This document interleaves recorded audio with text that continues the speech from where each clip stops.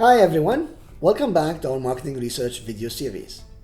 Before we dive into today's episode on observational research, if you find our content helpful, please give it a thumbs up, subscribe, and don't forget to hit that notification bell so you never miss an update from us. Now, episode 11 promises to be fascinating as we explore how simply observing can reveal a world of insights. Let's jump right in, shall we?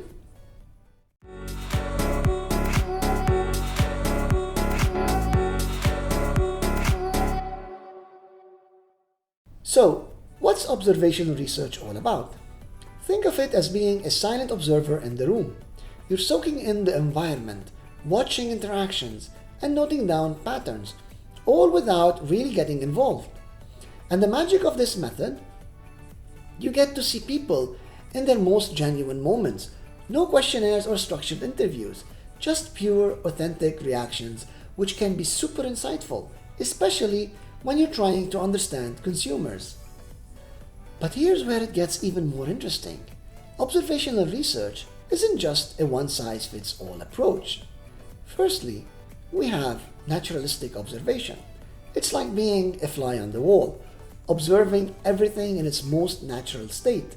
No interference, just pure observation.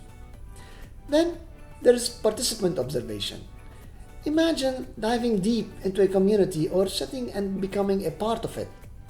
While you're involved, you're also taking mental notes.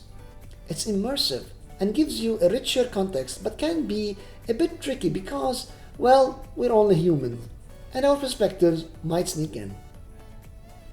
Now, if you're someone who loves structure, structured observation is right up your alley. It's all about having set categories or guidelines that help you systematically note down what you see. Lastly, we have unstructured observation, the opposite of structure. It's free-flowing and lets you jot down observations without sticking to any particular format. It's like going on an adventure without a map. So if you're thinking of dipping your toes into observational research, here's what you need to keep in mind. Start by knowing exactly what you want to achieve. Having a clear goal can guide your observations in the right direction. Then pick the method that suits your goal and setting. Remember, the 4 types we just discussed. Plan your observation. Think about what you want to focus on, how often, and how you'll record everything. And hey, always remember to be as unbiased as you can. Maybe even bring a buddy or two. Multiple eyes can catch different things and help keep biases in check. Lastly, and super important, always be ethical. If you need to, get permissions, respect people's privacy, and always follow the ethical guidelines. Now you might be wondering, why even choose observational research? Well, it's because it's amazing for capturing real-world insights. You see genuine behaviors and interactions that other research methods might miss. Plus, the subjects often act naturally since they are not directly influenced by the observer.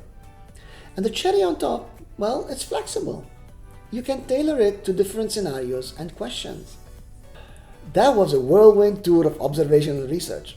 Trust me, once you get the hang of it and follow the right steps, the insights you'll gather will be invaluable for your marketing research. Next time, we'll dive into the world of experimental research, which promises to be another exciting journey.